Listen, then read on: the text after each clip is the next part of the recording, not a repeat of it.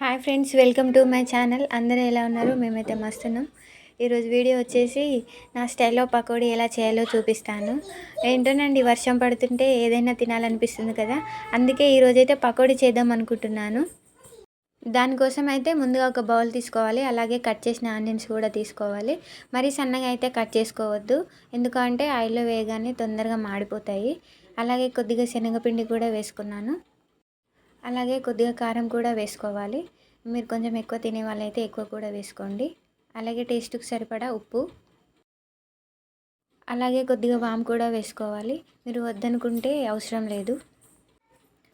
అలాగే కొద్దిగా జీలకర్ర కూడా వేసుకోవాలి.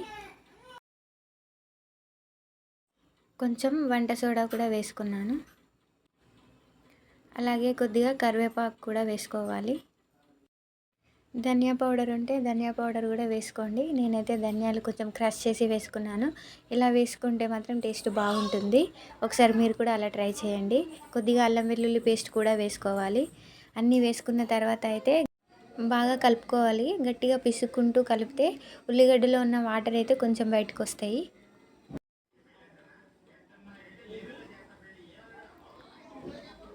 మొత్తానికైతే ఇలా కలిపి పెట్టుకోవాలి. ఇప్పుడు కొద్ది కొద్దిగా వాటర్ పోసుకుంటూ అయితే మంచిగా కలుపుకోవాలి.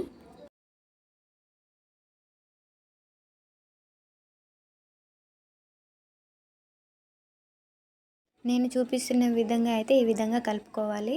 బాగా లూజ్గా అయితే కలుపుకోవద్దు. అలా కలుపుకుంటే అయితే క్రంచీగా రావు. ఆ తర్వాత స్టవ్ ఆన్ చేసి కడాయి పెట్టుకొని ఆయిల్ అయితే పోసుకోవాలి. ఆయిల్ బాగా వేడైన తర్వాత అయితే ఇలా పకోడీలన్నీ వేసేసుకోవాలి. మీడియం ఫ్లేమ్లో అయితే 2 సైడ్స్ మంచిగా డీప్ ఫ్రై చేసుకోవాలి. చాలా క్రిస్పీగా, చాలా టేస్టీగా ఉంటాయి.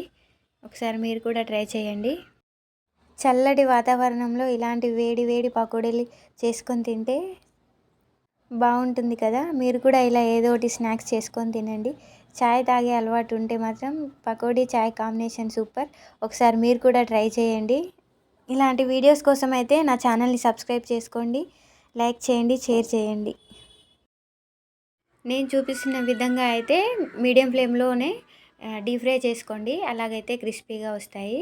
హై మంటలో మాత్రం కాల్చుకుంటే తొందరగా మాడిపోతాయి, లోపల వేగదు, పిండి పిండిలాగా ఉంటాయి.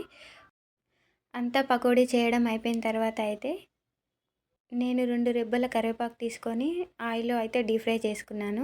పకోడీతో పాటు ఇవి కూడా తింటే చాలా టేస్టీగా ఉంటుంది. నచ్చితే మీరు చేసుకోండి, లేకపోతే లేదు. ఫైనల్గా నేను చేసిన పకోడీ అయితే తయారైపోయింది. ఒక్కసారి మీరు కూడా ఇలా ట్రై చేయండి. చాలా బాగుంటుంది, చాలా టేస్టీగా ఉంటుంది. చూశారు కదా ఎలా క్రిస్పీగా ఎలా వచ్చాయో. పకోడీ అంటే ఎంతమందికి ఇష్టమో కామెంట్ చేయండి. నేను పెట్టిన ఏ వీడియో అయినా మీ దాకా రావాలంటే బెల్ ఐకాన్ క్లిక్ చేయండి. నేను చేసిన పకోడీ అయితే మా పాప ఎంజాయ్ చేస్తూ తింటుంది. మీరు కూడా మీ ఇంట్లో ఇలా ట్రై చేసి తినండి. అందరికీ బాయ్.